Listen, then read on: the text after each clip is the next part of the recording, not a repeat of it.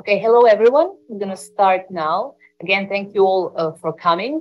My name is Jelena Vasiljevic, and I'm very honored to be hosting and moderating this workshop on exploring the position of disabled people's movement in Central and Eastern Europe. And I will give my floor now to two of our guests that are here physically with us, and another one is online with us. So we have Gabor Petri, Rasell Iarskaia-Smirnova, and Lazar Stefanovic with us to talk about their research on this topic, which is undeservedly very under-researched, actually, especially in the context of Central and Eastern Europe. And we're going to hear about some data and some research that's been done in Hungary, Serbia, Romania, and fourth countries, Bulgaria, sorry, so Bulgaria, Romania, Hungary, and Serbia. Gabor Petri is a postdoctoral researcher at the Central European University, who has worked many years on the problems of disability and mental health advocacy organizations in Hungary and internationally. He's also, he co-edited a book that is soon coming out, right? Titled Hierarchies of Disability and Human Rights. Rasell Iarskaia-Smirnova will be joining us online via Zoom. Hello, Rasell. He's a researcher currently based in the UK, the University of Leeds, doing his doctoral research project, which uses socio-legal analysis and focuses on disabled children's participation in healthcare decision-making in the context of impairments-related elective orthopedic treatments. And we have also Lazar Stefanovic with us, who is a PhD candidate at the Department for European International and Comparative Law at the University of Vienna. Again, warm welcome on behalf of our institute, and especially our two laboratories, Laboratory for Active Citizenship and Laboratory for Solidarity, Philanthropy and Care. And without further ado, the floor is yours. So please. Thank you. Hello, everyone. My name is, this way you can see my face even online. Hello, everyone. My name is Gabor Petri. And indeed, as Jelena said, we are here to share some of the results of our study that is a cross-national study funded by the Open Society University Network,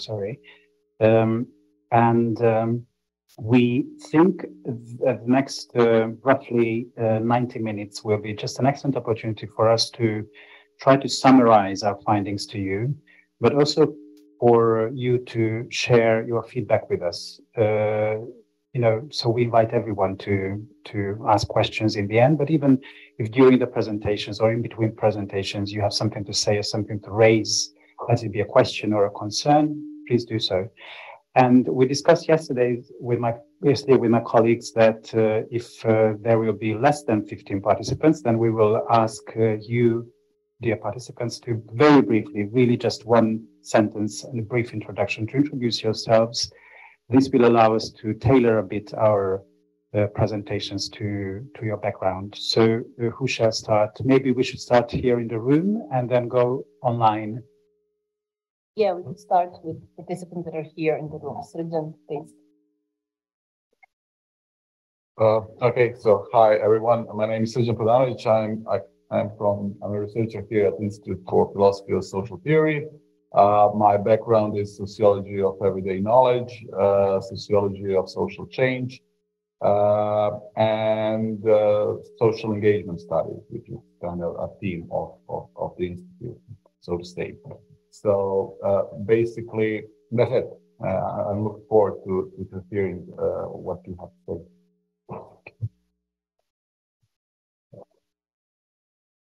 Hello, my name is Milita Sepulovic. I'm a PhD student at the Faculty of Philosophy, University of Belgrade, and I'm also a researcher here at the Institute. And my field of research is history of education, history of pedagogical ideas in Serbia 19th century and in Yugoslavia 20th century. So, Thank you. Shall we go online? I will ask Irena Molnar. Could you say a few words about yourself? Hi, Good day. So my name is Irina Molnar, and I'm Program Development Manager at the Institute of Philosophy and Social Theory. Thank you. Nevena Tarlanovic. Hi, I'm sorry about the video. It doesn't work very well, so you cannot see me. But I'm from, I have my own organization for people with disabilities, and I'm on the social studies on faculty for political science in Belgrade. Thank you. Bojana Radovanovic.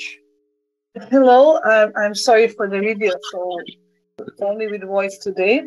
I am a research fellow at the Institute for Philosophy and Social Theory and also coordinator of the Laboratory for Philanthropy, Solidarity and Care Studies. And my field of research is philanthropy. Very welcome to you. Mirela Avdagic.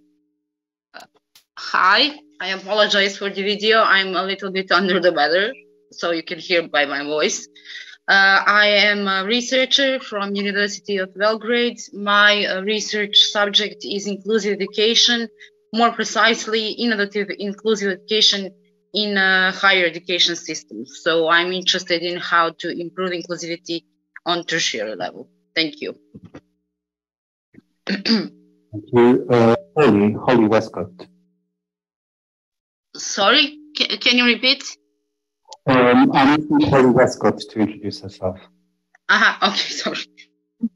Hi, good morning from Seattle. I am a PhD student at Maynooth University, looking at structural change in different United Nations projects, one of which was Serbia.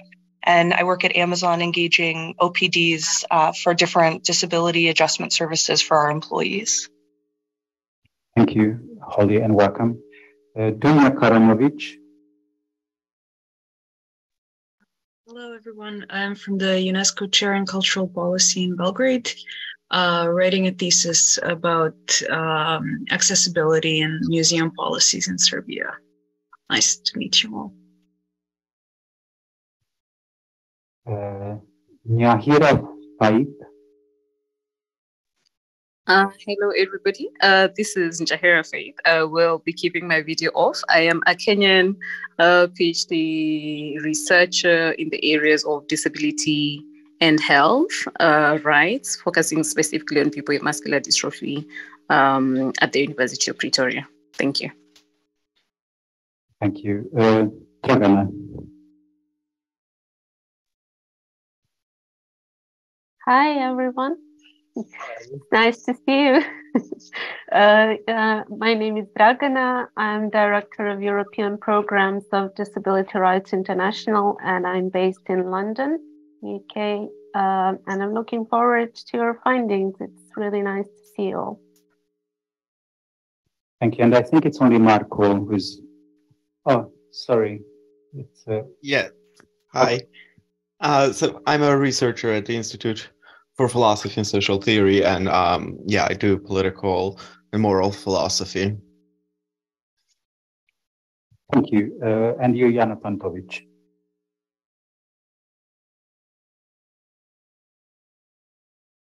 Who may not be hearing us.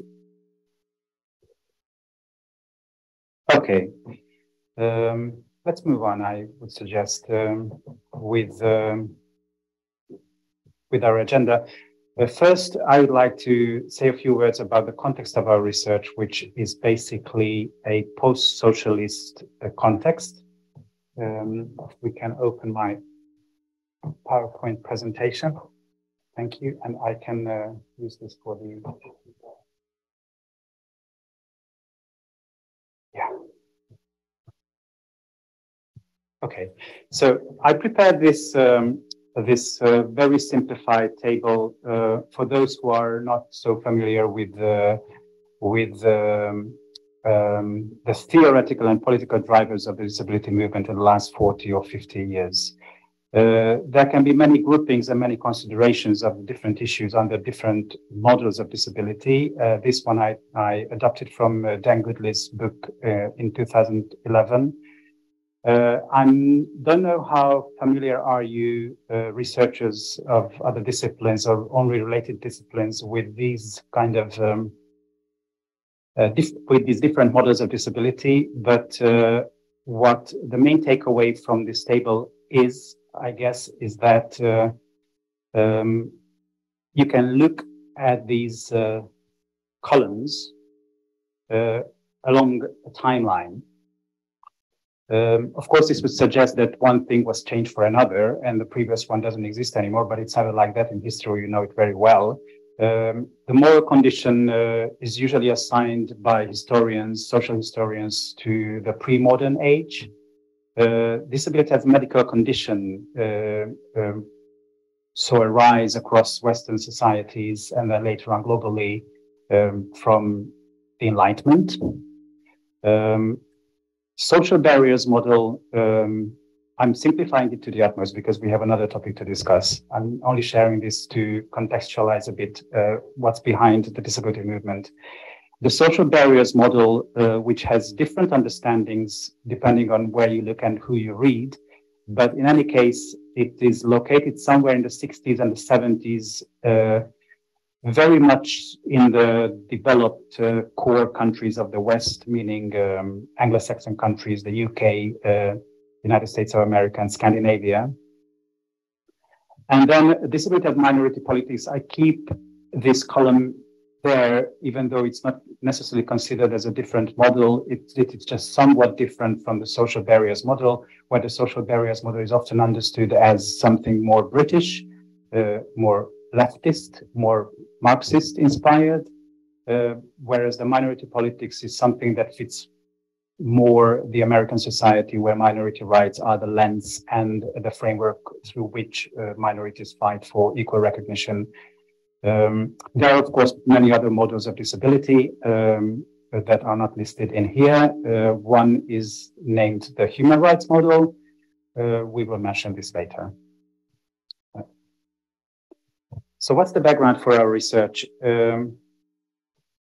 I guess what we all share in these four countries with my colleagues, including with Lazar and Radosh, is something that we can call an interest, and for at least half of the researchers in this project who have a personal experience with disability, an everyday personal experience of exclusion. Disabled people's exclusion, even in the most developed societies, an everyday practice even today. Not to the same level, of course, but it must be mentioned that this exclusion is not just something that, that is happening behind a curtain. Very often it's legalized. There are many elements to this. You can see it on the slide. And I also brought a few maps that may, or visuals that may help you understand. We're talking about massive inequalities, poverty. If you are disabled, you are more likely to live in poverty, not only in the East, in the eastern part of Europe, but also in the West. We have very convincing data about this. There are many reasons, of course, for this. You have also a level of political exclusion from political rights. Some people call the disabled people's movement as a last suffrage movement. They are still fighting in many countries to be allowed to vote and to stand at elections. There you see a map from the European Disability Forum's publication from last year on the left-hand side. And on the right-hand side, you see something that is almost needless to say, because it should be so obvious. Yesterday evening, when I walked the streets of Belgrade, even I was struggling sometimes to get from one side of the road to the other side. Imagine how you would feel when you had some mobility limitations. Huge amounts of public funds are spent on inaccessible built environment and inaccessible services and inaccessible information, even though most countries, I'm not sure about Serbia, but certainly the other countries we explored have statutory laws not enforced that would guarantee that only accessible buildings are built. Yes, they are not built. Where are the people who would be using those buildings? So the scope of our study that is looking at disabled people's organizations and the disability movement struggles for equal recognition and for removing these barriers. The things that I mentioned, being locked out from voting procedures or from elections, inaccessibility, institutionalization, lack of housing opportunities, etc. So these are all barriers before disabled people, and this is why the social model of disability is so important. When we go back just briefly, the third column, that disability is a social construction under this model. So we are not only talking about some bodily or cognitive differences, which are undoubtedly there, that the social model is not denying that. What it says is that disability is caused by social barriers, very complex social barriers. Again, this is a very simplified definition. So we are looking at a certain geographic region in this study. 4 countries, Hungary, Romania, Serbia, and Bulgaria. Why? Because my postdoc research interest is in how post-socialism affects the way disabled people's organizations or disability rights organizations, if you will, can get their messages across to policymakers and how social change can be achieved. And in this context, we talk about both international and regional specificities.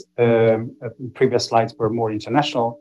We dive into the local specificities here, which is state socialism and the state socialist legacy. Again, this presentation is not about state socialism and the post-socialist context only. So here I just mentioned that if you're interested in this topic, I fully, wholeheartedly recommend our colleague's book, Theodor Mladenov. I don't know if we can share this, that I show it up somewhere. Okay, I have the book. I will show it later when we enter the discussion. It's called Disability and Post-Socialism.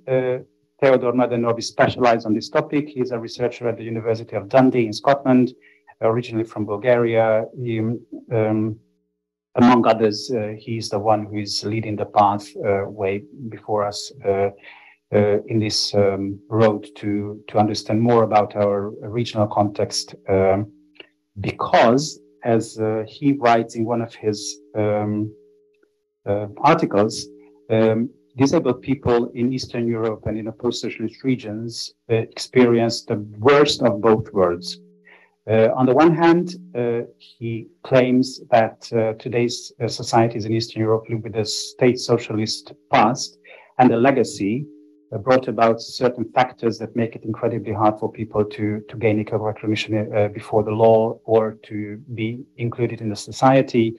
One of these is a strong reliance on segregated services that is very present across the region, and there are a number of other issues, but I will wind it up because I'm running out of time. And the worst of both worlds, this is one of the worlds, the state socialist legacy.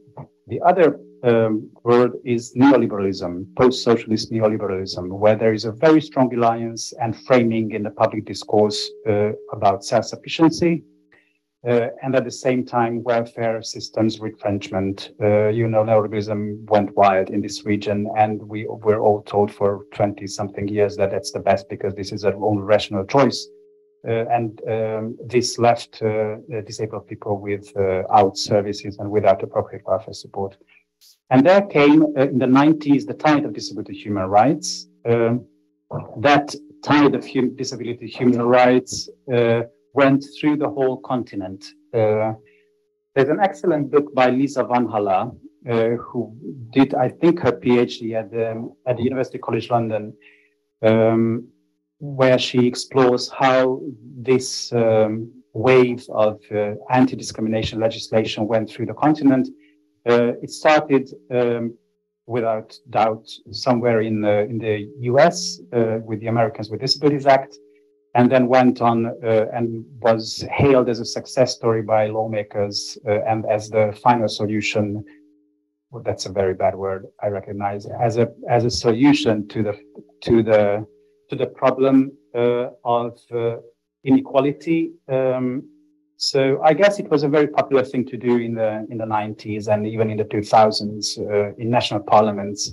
Let's design something that is non-discrimination legislation for disabled people. Let's ensure their rights.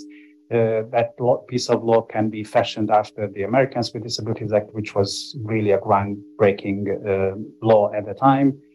But it didn't stop there because after a lot of lobby on the ground and a lot of diplomacy, came the United Nations Convention on the Rights of Persons with Disabilities in 2007. And since that, it has become the main framework under which disability movements work. So here we are, after state socialism and the wave of human rights laws, including the international treaty, the UN CRPD. Here we are in Eastern Europe in a post-socialist context. And what else is relevant here? That is the sort of the pitching point of our question.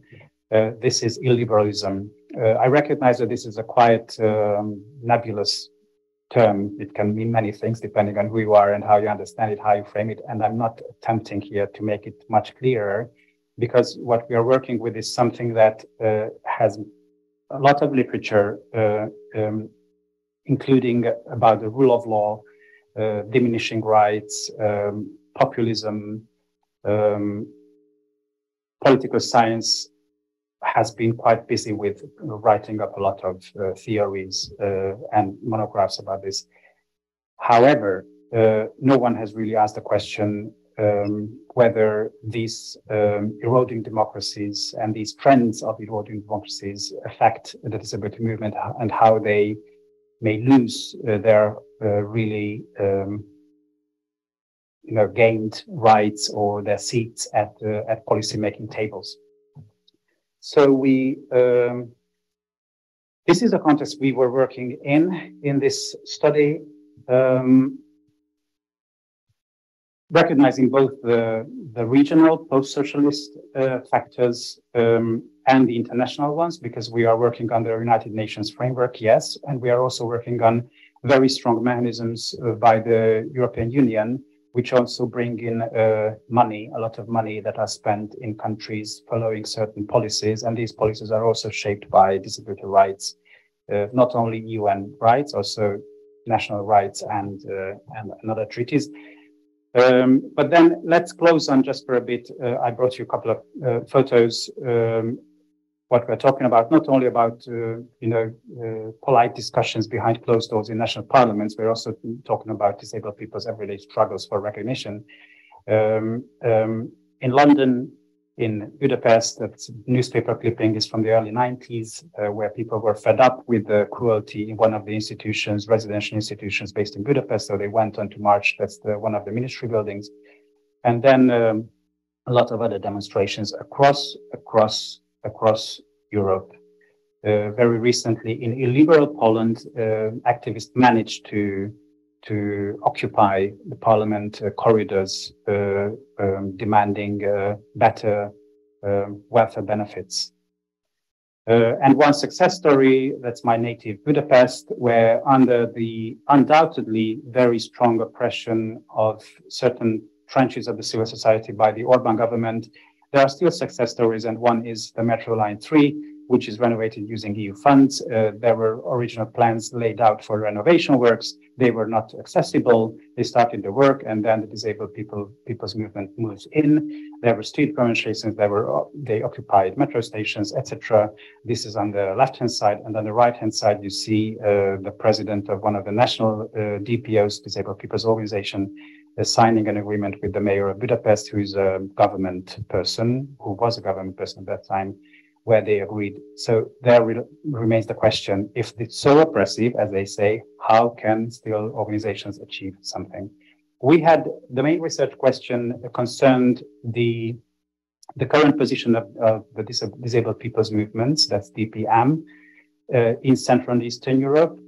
And besides this, we were also interested in experiences of involvement, whether there are any trends in how they are included or excluded in or from government consultations, and what are the advocacy repertoires, which, believe it or not, is a very, very under-researched topic. When we screened international literature, and I wasn't alone with this, I think Lazar is nodding next to me, and others in other countries, there's very little written about this. Now, the study design. As I said, this project was conceived as my first postdoc after my PhD.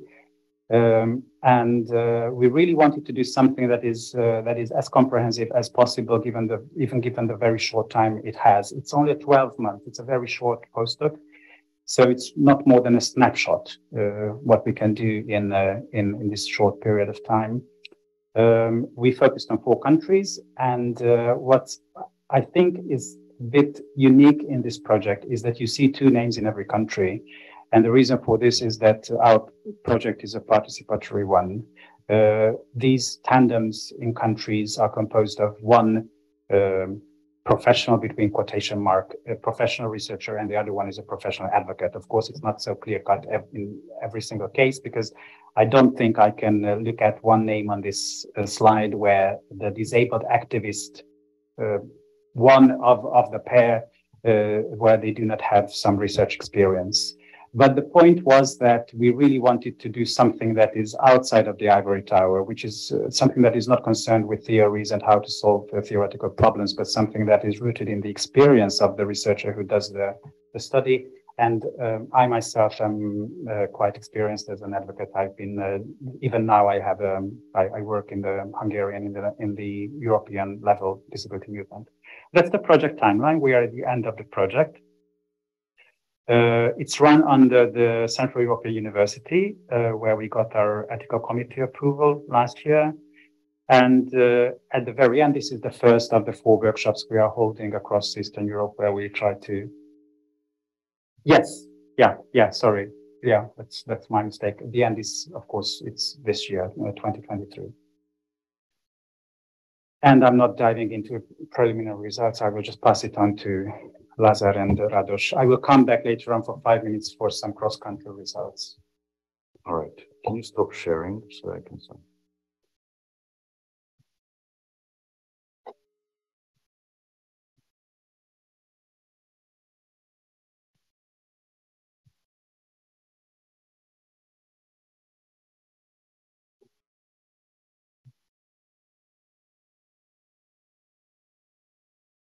Thank you very much for your introduction.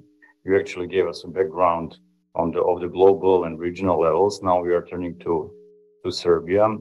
And here I will actually provide you with some information on the political and legal backgrounds of the engagement of civil society and the disabled people's organization in Serbia. We kind of, the period that we captured was more or less 20 years. But in our interviews, we went even like 40 years in the past. And that's actually very interesting that we got some people who are very long in the movement, but that is Rados's part. He's going to talk about it later. I'm going to try to be as quick as possible and just give you some background information that I find relevant for the involvement of people with disabilities in decision making. So first of all, when it comes to disabled people in Serbia, we normally share some very general information, and we still do not have information from the new census, but from the last census from 12 years ago, approximately 8% of population was seen as disabled. Women were 58%, men 42%. I don't know why is that. I think it's very interesting as well. And naturally, 60% of disabled people were over 65 years old. This 8% of population being disabled is actually much less than the World Health Organization's assessments, global assessments, that it's 15%. But that probably comes down to methodology. Some of the issues that disabled people face in Serbia, I think the issues are numerous, but I have only just put here a few of them. One of them is definitely availability of community-based services, especially those services that are important for independent living. Also, institutional care for disabled adults is very pervasive, is present in a large scale. However, when it comes to children, the institutionalization, when compared to other states, it has quite low prevalence, which is very actually interesting. I think in Serbia, although our data is not very reliable, but it is somewhere between 500 and 700 children all together, and around 70% of them are disabled children. So they are very disproportionately represented amongst the population of all children institutions, but still it's not such a huge number for example, when compared to Austria, where the rate is 10 times higher, or the Netherlands. That's very interesting. That's something that I am actually exploring in my PhD as well. Some of the pressing issues that I have just listed here, it's not an exhaustive list by any means, but apart from this lack of adequate support and services, Gabor mentioned the legal capacity deprivation or suffrage issues, also institutionalization, employment and accessibility. All these are very, very pressing issues that we have actually not yet managed to address very seriously. And this is still on a very sort of low level of fulfillment. When it comes to the space for the civil society organizations in Serbia, I'm just going to give like a short and simplified timeline. Although many things have happened during the 90s, what we definitely know that this was an extremely small, shrunken space for media and civil society organizations, and we would have called it a period of blocked transformation. Why transformation? Because after the 90s, after the fall of the Berlin Wall and the communism, some sort of transformation has started, but in Serbia, it looked different, definitely very different. So it's called by him block transformation. I think it's an interesting term. During 2000s, increasing number of NGOs actually have appeared on the civil society scene as agents of democratic transformation and political accountability. This is something that comes mostly from the US and EU sort of agenda on how they see the increasing the democratizing societies and increasing political accountability. And this was very visible with the turn of the millennium. What is also characteristic and important for our research is that Serbia, at least declaratorily, after 2000s, was set on the EU accession path in the beginning together with Montenegro. They then split apart in 2006. Also, this period after 2000 is called unblocked transformation. So we finally started actually going towards some real transition towards a more democratic society. However, some of the factors that have impeded this transformation and also possibly influenced how DPOs and other civil society organizations are participating is actually that a lot of individuals and structures from 90s have stayed a part of state structures as well. Also, we have the assassination of the prime minister and general political turbulence that was very, very common during that era. From 2012 onward, we have seen something that is possibly the most interesting part of this for this analysis. So Serbian Progressive Party, or SNS, and Serbian Socialist Party came to power. Reportedly, rule of law, media freedom, and political opposition has significantly weakened. Attacks and smear campaigns against civil society organizations and human rights defenders are very, very commonplace. This was noted by many organizations, scholars, and we actually do not need any reference to know that this is true. The Serbian system was classified as a hybrid system by Freedom House, also as a flawed democracy, but by Economist Intelligence Unit. Some important characteristics is that very high personalization of political power in Serbia is present, and also oscillations between presidential and parliamentary phase of this semi-presidential system.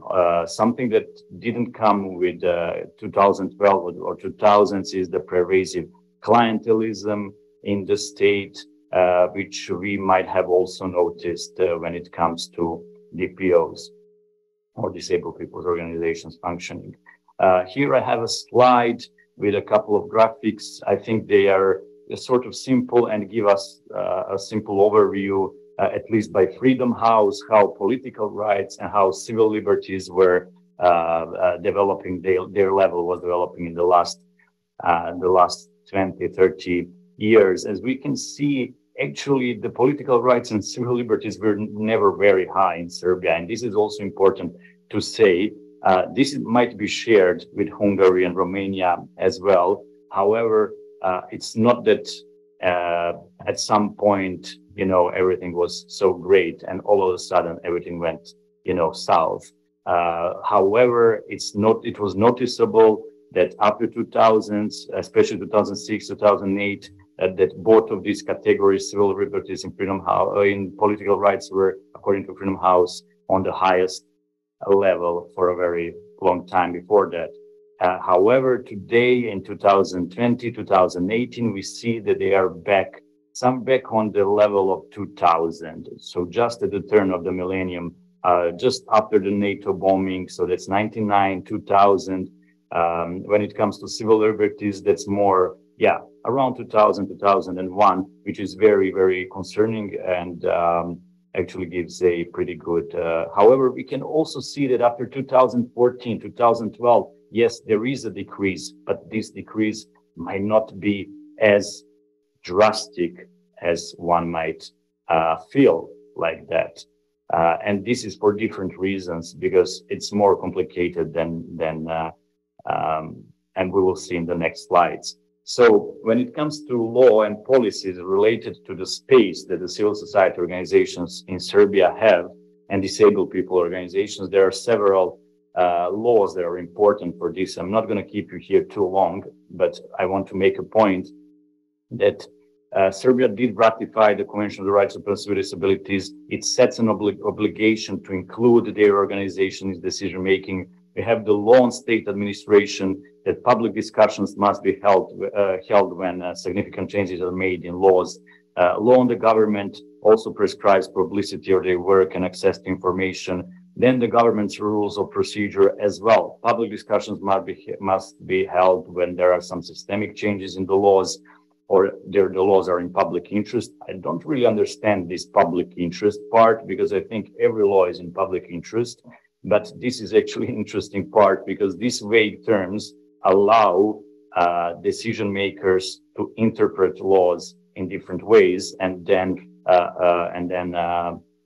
if you don't have an absolute obligation, these sort of terms are very convenient to circumvent some of the rules. Again, very important law on the planning system of the Republic of Serbia that was adopted in 2018 says that consultations must be held for strategic documents and that interested parties have to be included, including civil society organizations. In one study by Radulovic and several other authors, which I recommend, it's in Serbian language, have found that the percentage of public discussions in 2009 fell 30% compared to 2016. This is something that actually corresponds really well with the previous slide, where we see that maybe even until 2015-16, political rights have sort of maybe still kept some momentum, but then a more sharp decrease.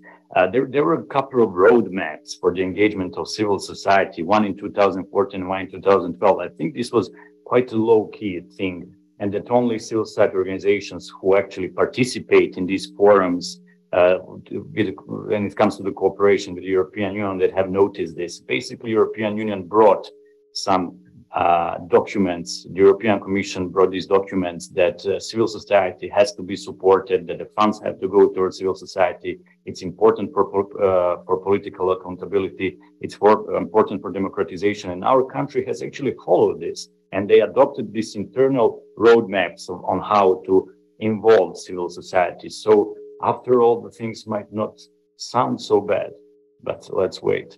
So also when it comes to some consultative bodies, when it comes to the issues of persons with disabilities, we do have them.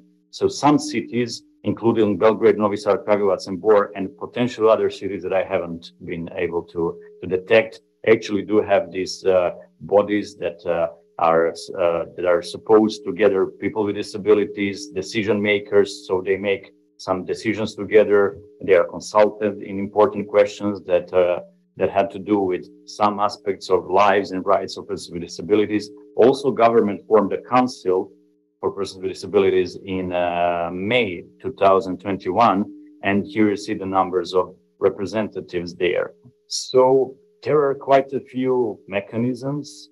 There are laws, there are bylaws, and some strategic documents that actually prescribe and plan the inclusion of civil society and the inclusion of disabled people's organizations in decision making, in policy making and law making. Then why is this not working? I think we had to actually do these in-depth interviews that Radoš will present to actually get the more qualitative part of it and to see how it actually and really works. Thank you. Radoš, you can take from here. Thank you so much, Lazar. Hi, everyone. Greetings to everyone from the north of England. What I'll do is that I'll share the presentation from my side. Just give me a second. And in this presentation, I will report on our emerging findings from the empirical study we did. And at the very beginning, I will tell you about our sample and what we actually did. Just let me figure out how to put the slide show. Good. I hope the slide is visible. I see behind you guys that it is visible. Good. So our sample size was 8 research participants, representatives of disabled people's organizations. And I'm emphasizing these disabled people's organizations because this at the same time may be our limitation. Why I'm saying this? Because the question is, what or who constitutes the social movement? Is it only organized civil society, organized in the forms of civil society organizations, right, registered as NGOs, or are individual activists part of it? Who comes to form the knowledge of what constitutes the disability movement? I'm just asking this as a question. We can discuss it later on. We tried to include diversity of voices, diversity of DPOs, including both traditional ones and so-called new ones. I'll try to explain a little bit this difference. When I say traditional ones, we mainly mean those disabled people's organizations formed after the Second World War, 40s, 50s, 60s, 70s. There are different timelines for different impairment-based organizations. When I say impairment-based organizations, these first DPOs were founded around impairment, meaning that nowadays you have traditional associations such as Deaf Association, Association of People with Cerebral Palsy, Association of People with Muscular Dystrophy, etc., etc. So there are in total 13 of these large national associations that are membership-based organizations, including their local affiliations.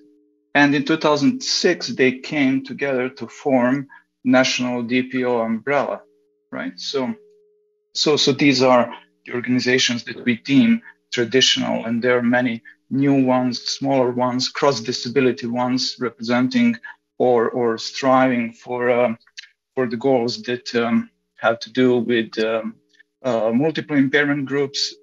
And we also tried to include both the voices from the local level and from the national level. So basically, we had 3 participants representing these traditional organizations and 5 of them representing new or cross-disability ones. And 2 of them are acting on the local level, and the other 6 of others were acting on the national level. Okay, and our method was in-depth, semi-structured interview. Sorry, there is a mistake on this slide. And we applied qualitative data analysis later on to interpret these stories that participants shared with us. Okay, so first we tried to analyze the political opportunities, and here I highlighted in bold text the most prevalent answer by our research participants when we talked about political opportunities, because basically most of them told us that there is a proliferation of formal structured forums of participation, such as government-led task groups, public consultations, different kinds of conferences, roundtables, the opportunities to voice the views and to take part in these structured dialogues with the government. But most of them share the sentiment that this amounts to tokenistic inclusion, tokenistic forms of participation, because they felt that it's very rare that there is tangible and meaningful influence on the outcomes of those dialogues. So participants really felt that they have no real opportunity to influence the formation of public policies and also the implementation of the policies later on. Right? And then when it comes to advocacy opportunities or advocacy scale, you see here on the slide, this was actually our conceptual framework. We can get back to that later on. But again, I highlighted here the most prevalent answer that our participants gave to us when it comes to advocacy scale. So we try to explore the repertoire or the advocacy strategies that our participants were deploying to achieve their goals. So they felt that their choice of these advocacy strategies is pretty much limited. It's not entirely free, because they had to choose carefully what kind of strategies they will deploy and because they were considering what might be the reaction of the government and what kind of strategies are most likely to bear fruits. So their opinions and strategies were pretty much restricted because they were self-censored when voicing concerns, and they were not really liked. Not many of them actually decided to deploy some radical strategies, such as participation in marches, protests, or writing some open letters, which are very visible to wider public. But they were restricted to those structured forms of participation, as I just mentioned, such as participation in government initiatives. Okay. And the third scale we explored was a funding scale. And this is a very interesting thing, because it shows us the divisive effects within the movement, divisive effects of the funding, of the existing funding structures. And why is that so? Because these traditional DPOs that I just mentioned on the first slide, they have access to both operational and structural funding. Not significant, but still it helps them to maintain their operations, the funding that comes from the government. While these new ones really told us that it's pretty difficult to access this government funding because of the restrictive eligibility criteria and the government's preference to allocate the funding to traditional DPOs.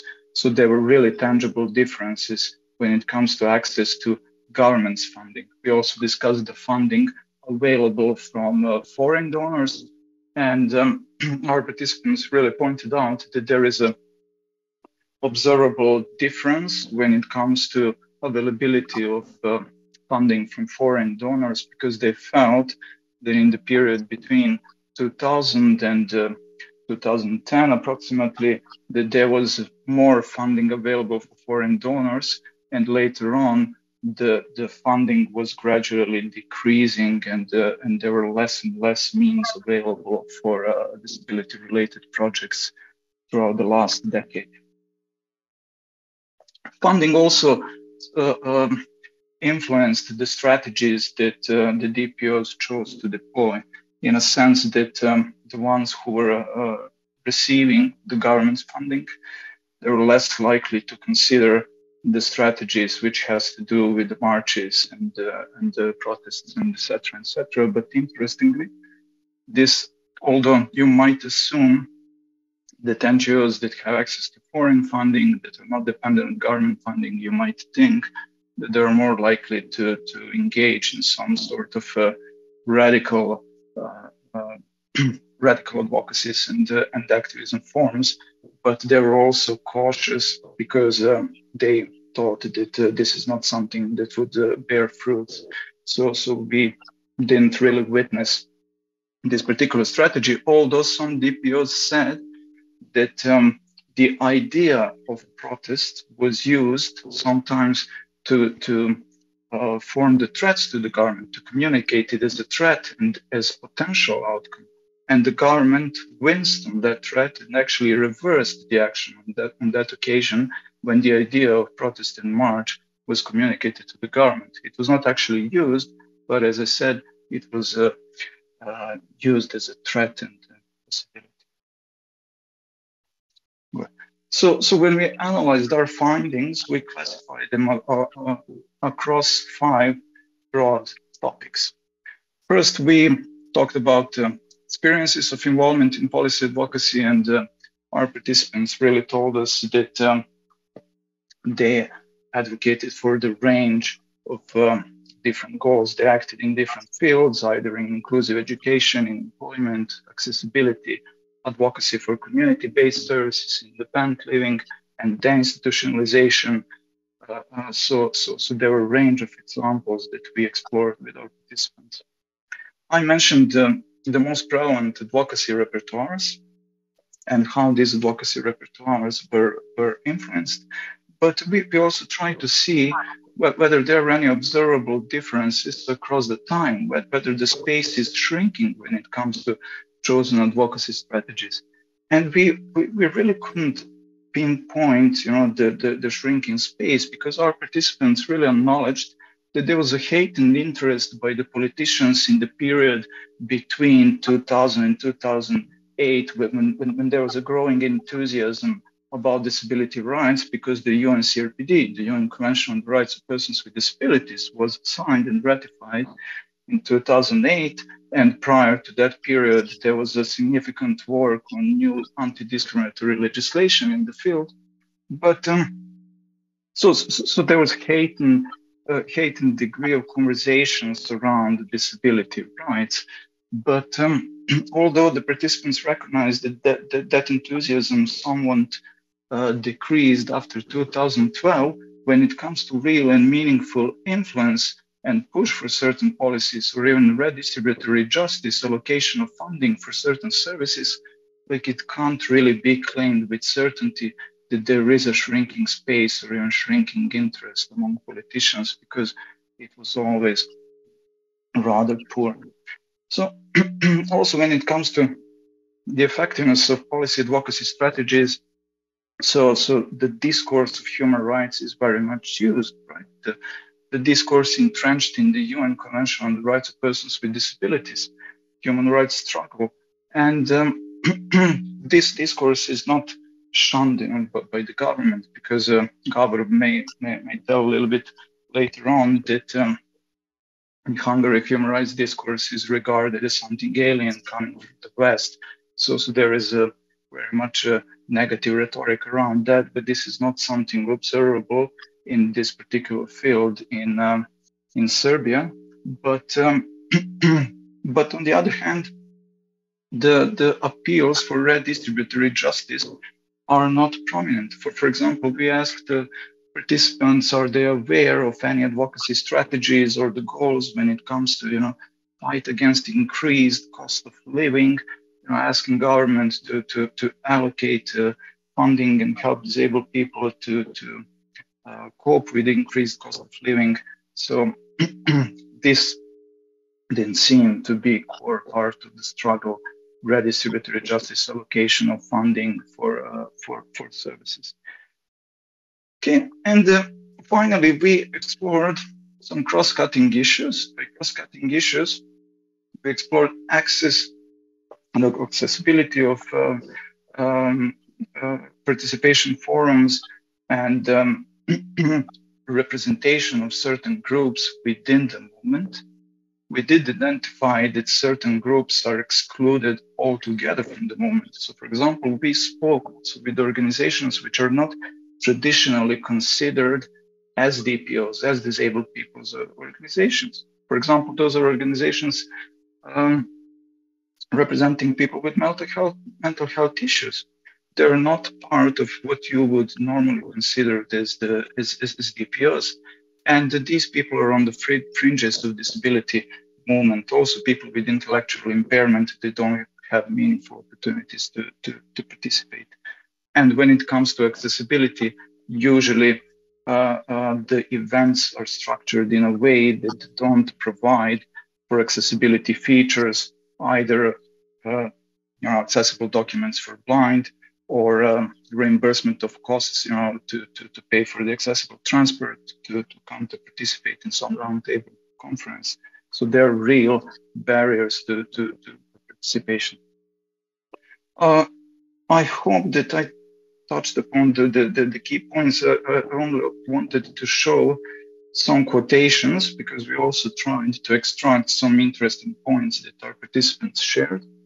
And on the first part of this slide, I will read out the quotation, which is very interesting because it shows the priority or perceived priority of the government that one participant shared with us.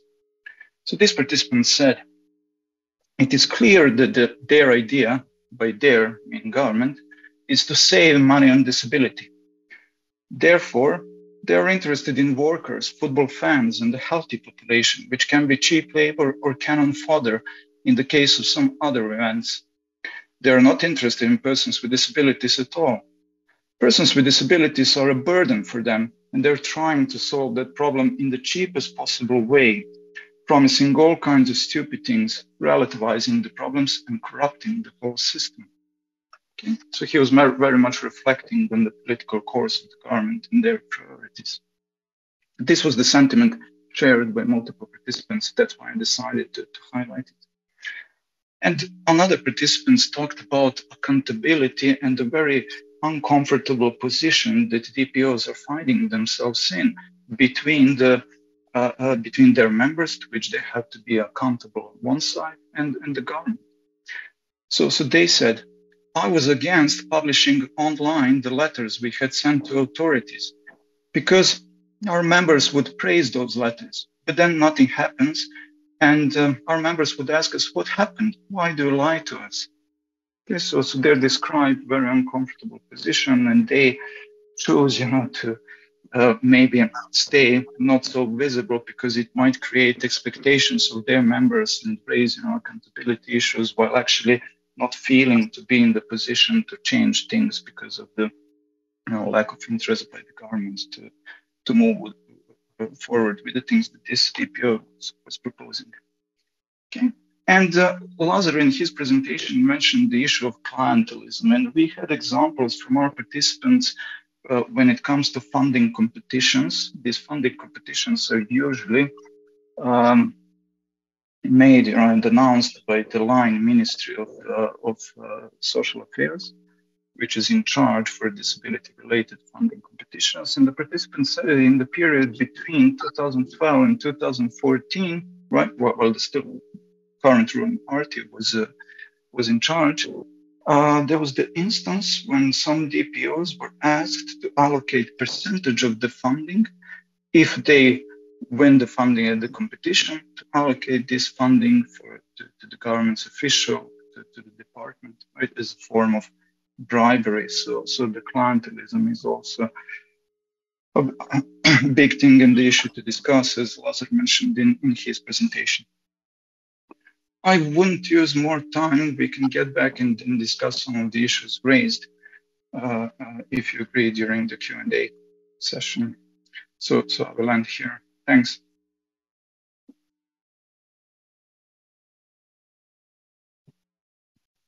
Yes, I would.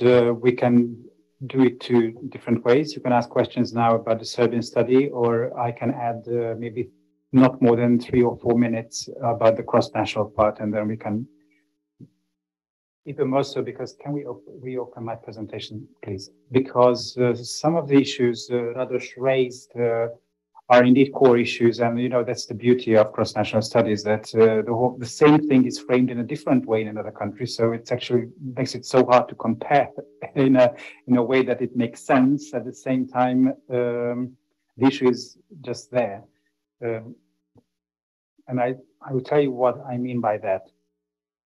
We used 3 scales that Radoš, or was it you that Radoš showed you 3 scales, and these scales we used in all 4 countries exactly for the reason that we need something that is comparable.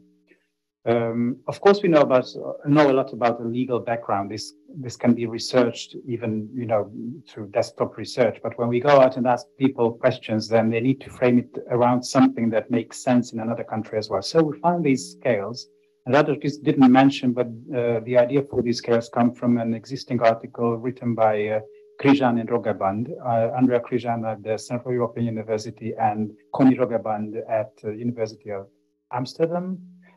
And they looked at feminist movements, how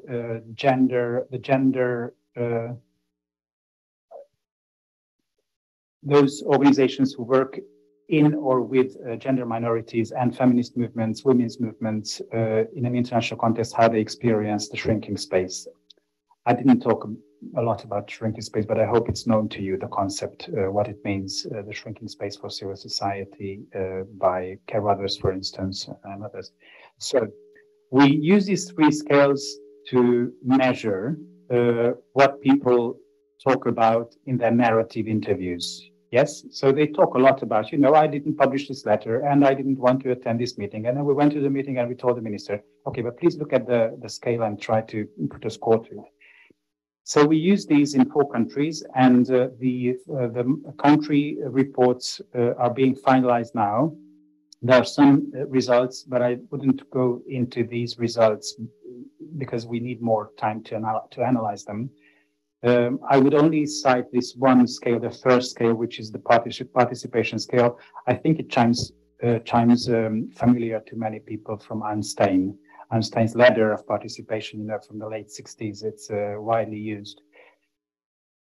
And here are some really preliminary results about these scales in the 4 countries.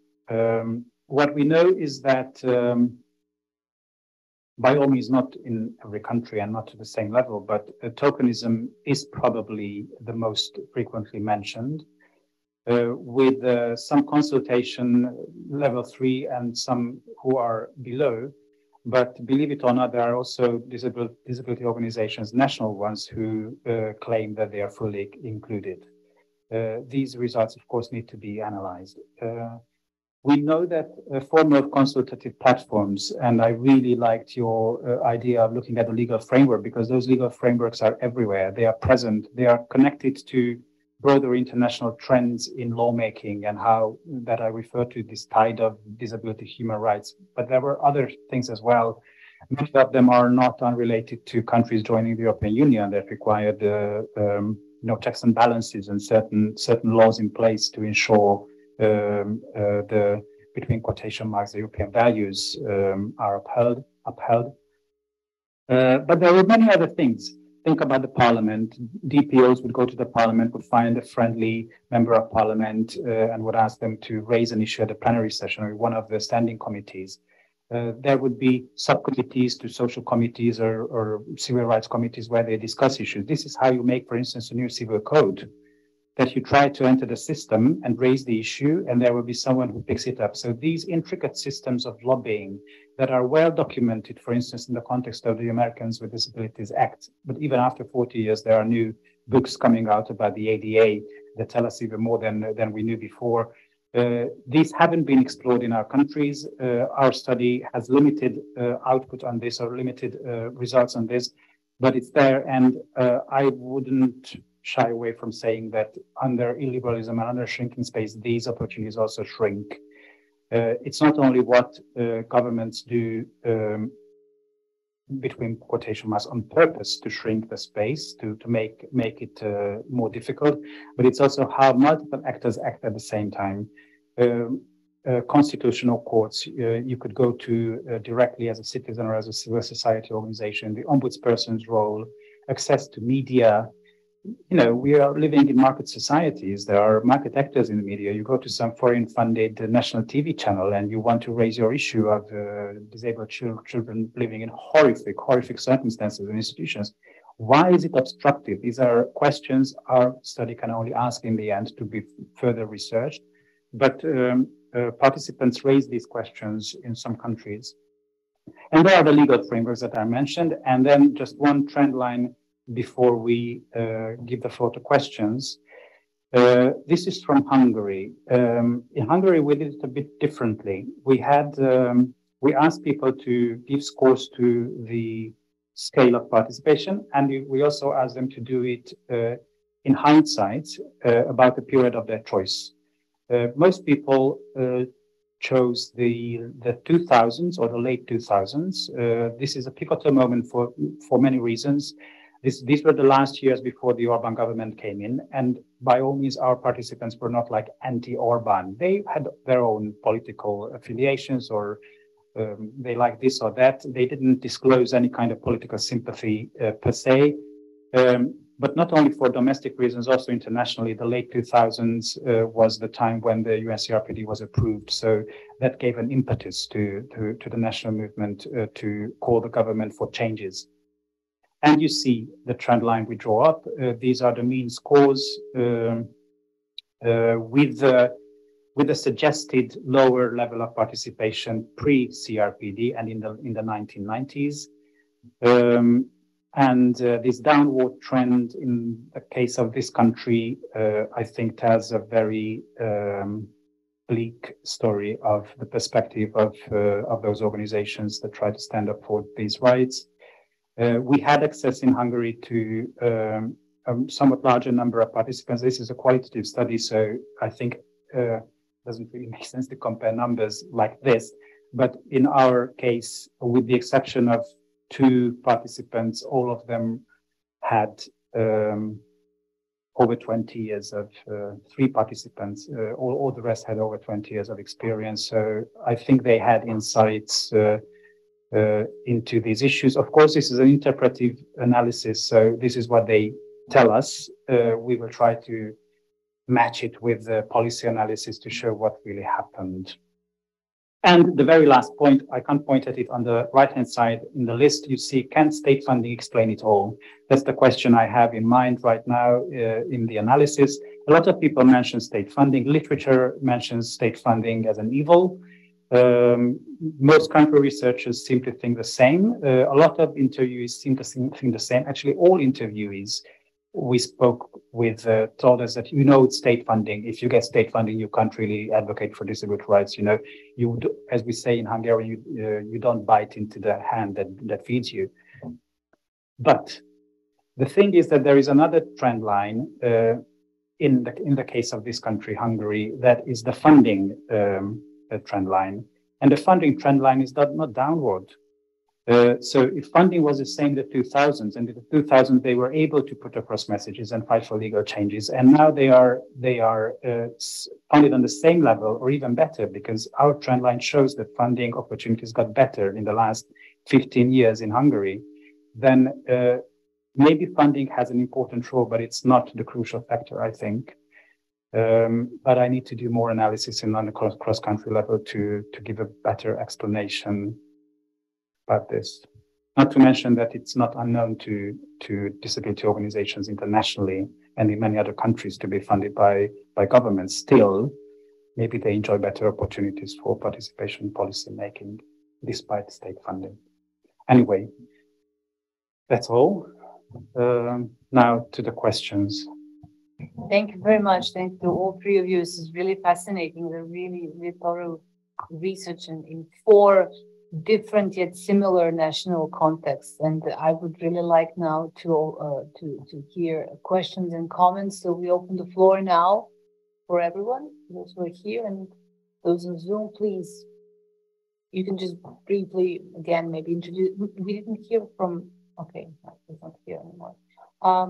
Anyone?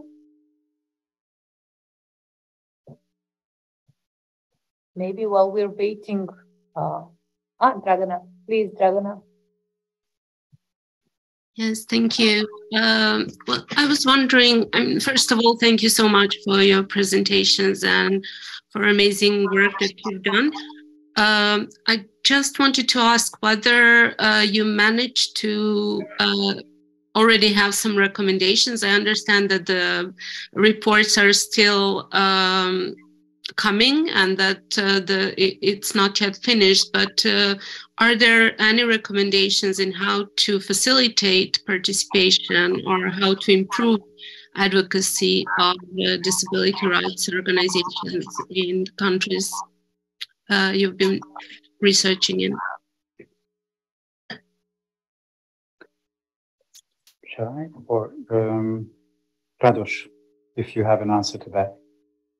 Yeah, I don't have like a complete answer, but this is something I was thinking about and something also that participant mentioned about democratic deficit within the organizations, within the membership-based organizations, because I felt that there is untapped potential within the organizations and between the organizations. Why am I saying this? Because several participants reiterated that the activism is held or perpetuated within the elite circle, relatively small elite circle of disabled activists, meaning that the membership is relatively huge, because some organizations are claiming that they have thousands of members.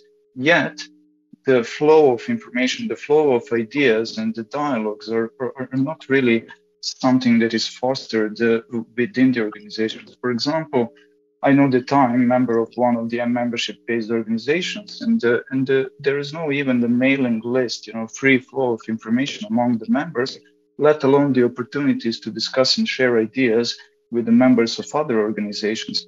So I think one thing is to try to structure the dialogue within the organizations, information sharing with members, and then maybe some of these members might express, the desire to join the higher circles and echelons of the activism and hierarchies of the organization. So our participants also mentioned that there is what they recognized as a brain drain within the civil society, in particular within the DPOs, because people are leaving the sector and there is no flow of new activists, new young disabled activists to DPOs and their activism. And one of the reasons that they explained why this may be happening is because other sectors are more lucrative, offering better pay, better opportunities. Young people are more attracted, to join, business sector or to develop some other careers rather than joining DPOs. But I wouldn't say it's only the matter of money and the existing opportunities, but also the ways how opportunities are structured and created and how the power is shared within the DPO movement. So I think that's one thing to think about, how to make the activism more massive and how to attract people to it and to create a substantive mass of people that can vocalize whatever messages.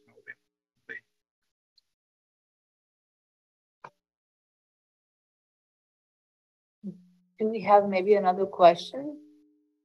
I have a couple of questions, but I don't want to abuse the role of moderator. So if anyone wants to go before me, please do. Well, I have maybe three interrelated questions. Firstly, I was wondering if there were any major differences between these national contexts. So have you noticed that if there's something that stands out, or is any country an outlier in any respect? Secondly, what would you say were the immediate, if we can talk about that at all, like the immediate effects of the rise of illiberalism on all these trends? Because we know, and you also mentioned that illiberalism is a bit of a vague term, and when we, for instance, when we describe the political regime in Serbia, we say it's a hybrid or illiberal or authoritarian or competitive authoritarianism or whatever.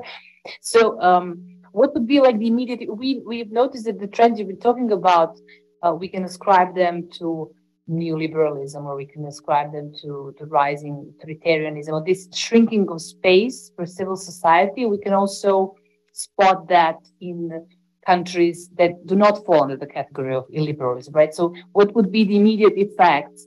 And could perhaps one answer be, or is this maybe something that you've noticed, that the illiberal condition creates sharp political and social polarization in the societies, and then this polarization disables and limits the spaces for discussion, or because you mentioned traditional venues and avenues for lobbying and consulting, like steering committees and so. For instance, in Serbia, I don't know in other countries, but these spaces do not have the constructive role they used to have, or they should have, because of heightened polarization, because everything is then translated into this field of political or ideological contestation. So you cannot have any kind of consultational process. So is this maybe, is this something that you've also noticed as a direct consequence of illiberalism on these policies? These are two questions. Or three. Major differences. To be honest, I'm not there yet in the analysis. I'm the only one from this whole group who sees all the 4 country reports, and there are many differences, certainly historical differences between countries, also policy differences. We shouldn't forget that surveys outside the European Union that may impact some factors. First, to be able to compare and identify factors that really matter, as a researcher, I'm sharing my own working method here. I'm trying to identify similarities, those similarities that are present everywhere, because if they are present in all 4 countries, or at least in most countries, then they surely have some significance also internationally and for the movement as a whole. And one of this is that it seems that, to me, something that Radosh also mentioned is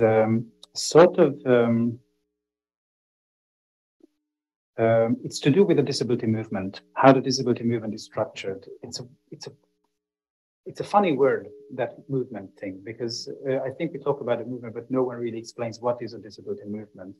And there are some excellent papers out there about this. I think some of them are really forgotten papers, but there are many problems. First problem, a lot of the literature that is about the disability movement comes from a small number of countries. These are the usual suspects: America, Britain, some Scandinavian countries, Western Europe. Question is there, and we are not the first to ask this question in the disability field: how can we use these conceptualizations, these theoretical frameworks, for something that we claim to be having local knowledge about with local factors? And in this regard, our study is really an exploratory one. If the cross-country analysis shows some issues that match previous literature about post-socialist disability movements and post-socialist disability policies, because when we talk about movements, we always talk about policy. That's a history of policy as well. Then we may be able to suggest certain points to be further researched. That's an epistemological question, no doubt. You know, we need to be able to bring forward something that is about this region by researchers and activists from this region. Only we can do this work properly. Not only we can, there's some good papers by others, but the second thing is, what is the movement when the social movement, one of the most popular, most widely used social movement definitions would use something that there is a common joint aim that a movement moves toward. Do we have this in the disability movement? That's an old question. Yes. That's an old question. That's an old question because it's an incredibly diverse group. What connects the struggles for equal recognition of capital, lives in the capital, sort of middle class lawyer who is deaf, with someone who has an intellectual impairment and lives in an institution, and with someone who, due to an accident, lost his livelihood. Otherwise, he was an okay small entrepreneur in a small town, but now has nowhere to go. What is the common point there? Not easy to answer these questions. Others have asked these questions previously. We have to grapple with this somewhere along our explanations. And the third one is something that Radosh also mentioned, and not unrelated to the diversity and the question whether this is one social movement or whether there are several movements incorporated into one. Forgot to say, of course, the common answer to this, whether there is one social movement, would be the UNCRPD. That's a magical word. But my own research and some other person's research, I think I see Holly Westcott has signed off, but Stephen Myers at the University of Washington State in Seattle, he also addressed this question, how human rights are regarded within the movement. It's not at all as easy as it seems that, that's the big idea in it will work, because a lot of activists do not care because they think that it's inefficient, it doesn't work, and they don't even care. They want something now and there and not a better law. And the last thing is what Radosh mentioned. We should never forget that some people in this movement are never heard. They are almost always excluded from discussions. People with mental health problems, their organizations are often outside these movements, even though under international law they should be in. And some others are only represented indirectly by parents and professionals. And this, again, is something that makes our job even more complicated, how we can account for their experiences of activism.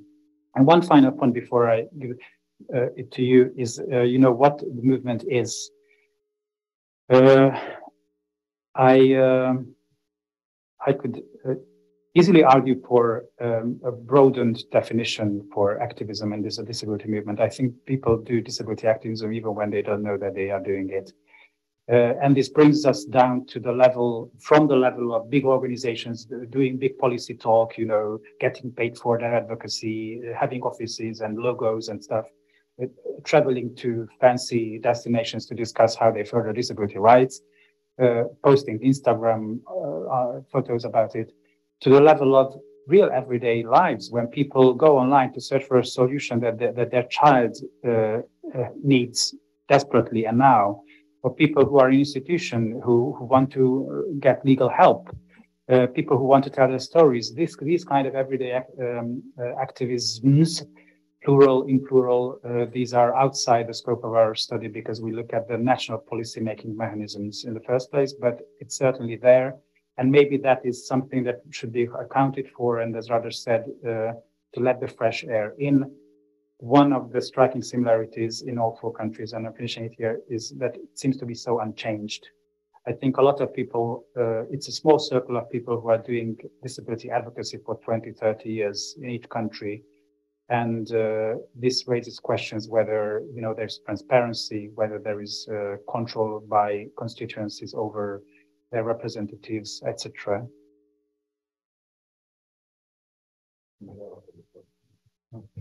Mirella and Bella wants. Huh? Okay, yes. First of all, thank you for excellent presentations and the very interesting discussions we are having now. What I wanted to ask is actually drawing on Gabor's second answer regarding the common philosophy or common idea behind disability organizations. Would you say that as a preliminary result of your research, there is any correlation between let's say that fragmentized DPOs and a shrinking space?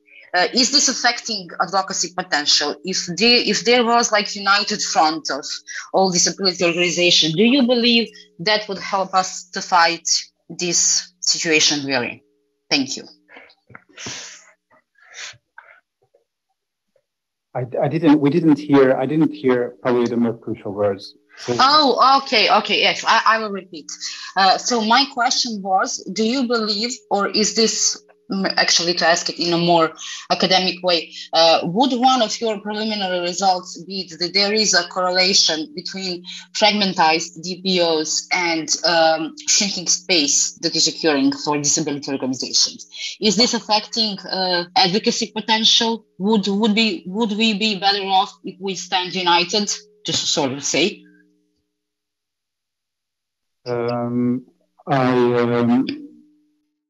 This was the exact question that I was thinking about this morning when I prepared the final slides of my presentation. What is the correlation between these two? Which came first? I can't answer this question yet.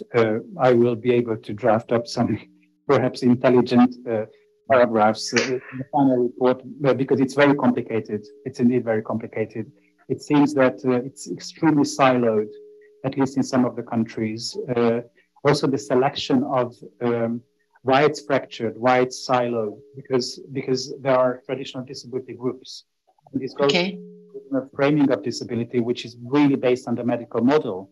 You know, you can either be this or that. You have a physical disability or you are blind.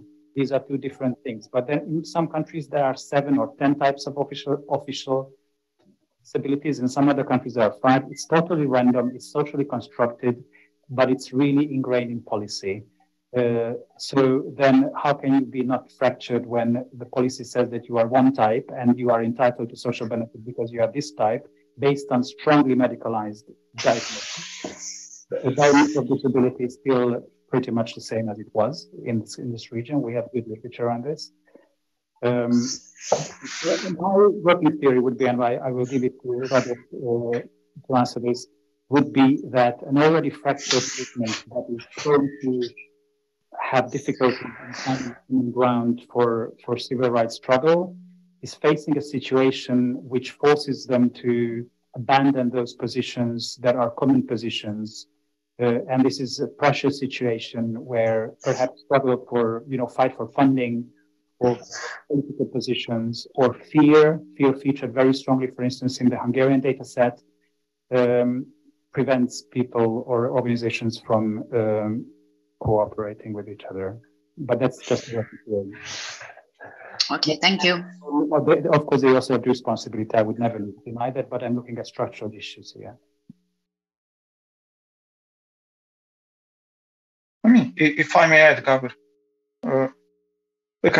my position is that unity would always be welcome. Like, it makes it quite easier for the government when there's no unity and when they can select those organizations which it's the most easier for them to control and to choose them as the main interlocutors. And then because there was a lot of resentment in the conversations with DPOs where they were saying they were always criticizing other DPOs, so these cracks were very visible. There was notable absence of self-criticism, self-critical views, but these cracks between DPOs are very visible. So this lack of unity is apparent. But then when they explained, why there is a lack of unity, it seems that there are some tangible differences in goals and the perceptions, like what they should be striving for, because they were describing that there are differences in goals. For example, between the organizations who are fighting for the rights of the same impairment group, let's say, for example, people with intellectual impairments, there are different views how the support system should be organized. There are DPOs advocating for building new institutions or daycare facilities, and parents who perceive that this may be the most adequate solution, and the range of others who sharply contradict these views. So it's not really easy to say what is the recipe, how to overcome these differences. Obviously, as Gabor said, CRPD is serving as a overarching frame, and ideally actions should be pursued that are aligned with the CRPD. But when it comes to real lives, like people are just thinking, what may be the solution for their daily struggles. So it's not apparent to them how CRPD translates into their lives. Hence, there may be examples of advocacies for some actions which are not aligned with the CRPD. So that's why I'm saying there has to be structured dialogue first within the movement, and more opportunities for the dialogue within the movement before before the voice is directed to the government. So yeah, I do think, Miro, that you're right, that the unity would help. I'm just not sure that it's so easy to achieve it, but we should start thinking how to achieve it. Yeah. Sorry if this goes beyond the scope of your research, but I was just wondering if we have in mind the fact that we are speaking about the movement and the movement which is trying to achieve some social change through advocacy and policy change. But the other way of doing this is through some common political grounds. So I was just wondering, what is the vision of the political field, of political parties, of political programs? Do you have an experience from your study or from the literature, given the fact that at least on the left, which is kind of a traditional ally of DPOs, these programs also talk of disabled people is not as present. Of course, there are positive changes, but I think that much could be done if political parties could have a more prominent understanding and political articulation of these needs that would be put into foreground, not something which is buried in the last pages, something which is commonly understood. So what do you think about this avenue of more political organization. So yeah, sorry about if I'm asking like a more general. Do you mean in your question that perhaps disability organizations should enter or infiltrate the political parties, or do you think the other way around? Political parties should pick it up, and which political? No, the first. So if you look how the feminist movement has influenced politics, so it has also fragmentation, but on the left at least, it is a part of the talk. You know, you cannot articulate a leftist movement without this issue on the table. I think that the sad truth is that the rights of disabled people will not be on. If we try to organize a party, you know, I do not think that would be the crucial, you know, part of the political organization. And I think that this is where something could be achieved. I mean, it's just intuition. I don't have any research, but I was wondering whether a more political approach to advocacy could benefit the overall goals of the movement. Yes, I can actually refer to some research done by Vukovic from the Faculty of Law of the University of Belgrade. And he did several studies on generally NGOs and civil society in Serbia, even a comparative study with Cambodia, or was it Myanmar? I'm not sure. And one of his findings, and definitely an impression that I, as an advocate in the field here and as a researcher have, is that our NGOs are very much directed towards cooperating with the government, increasing their capacities, dealing with technical issues, improving procedures, laws, and policies, while political fight is nowhere in the sight, absolutely nowhere in the sight.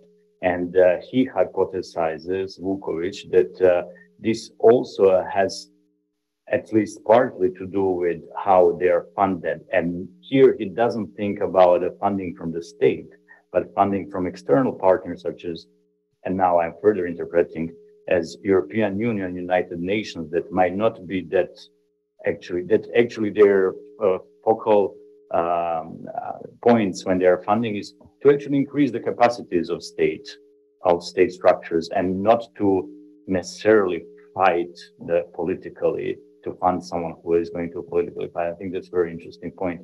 And when it comes to understanding of the disability rights and disability people's livelihoods in Serbia, I think political parties are very poorly informed, which I'm not surprised of at all. And earlier you asked about the immediate effects. I think if I look at it from the perspective of legal scholarship, because I'm also dealing with these issues of state compliance with transnational norms or regional international standards, something that we have in Serbia now could be described as shallow internalization.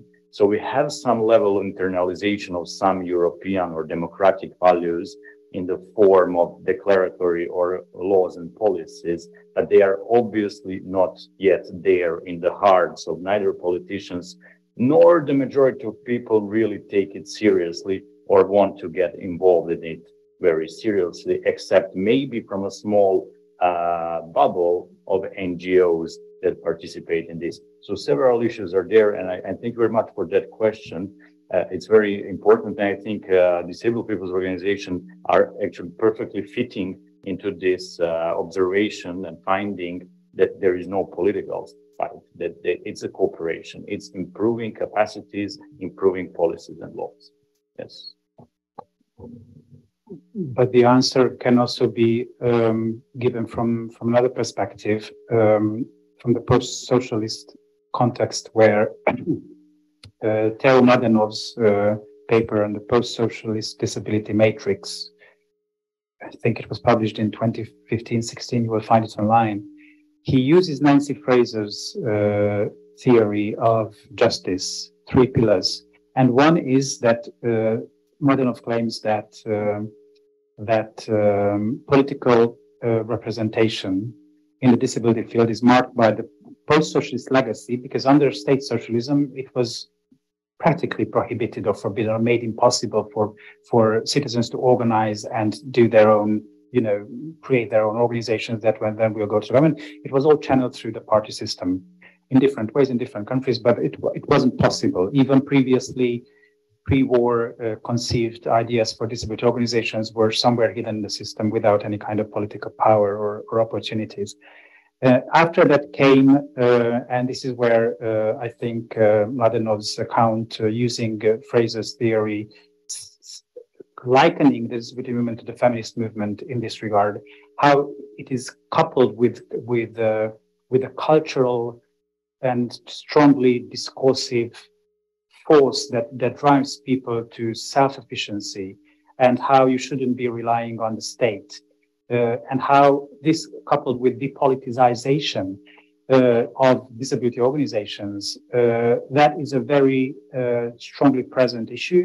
I hear it every day from human rights defenders, excellent human rights defenders, when they say it on the podium in a conference room.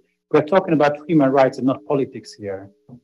It is ingrained, I think, in present-day disability advocacy, both on a structural level, I mean, in the lives of organizations. They are non-partisan organizations. They shouldn't be affiliated with political parties. And the human rights discourse, I think, on the face of it, often pretends to be working only with policies, not politics. I have my own private views on this, also as an advocate. And just a final approach, and I recognize I didn't answer your question, but maybe after what is the immediate effect of illiberalism? But the last item I would like to say is that this question of why is it not more political? If you're just an everyday citizen, you look at different governments. Is it right-wing or left-wing government that does the good things for disabled people? I don't think these categories are very valid anymore. You can't just label a party left or right as easily as you would have been able to maybe in the 60s or the 50s. These traditional understandings have changed. And believe it or not, I will cite the example of my home country, Hungary. Several of the reforms that disabled people's organizations were asking for over a decade or 2 decades were only launched by the right-wing Orban government. Yes, they did welfare retrenchment, but they also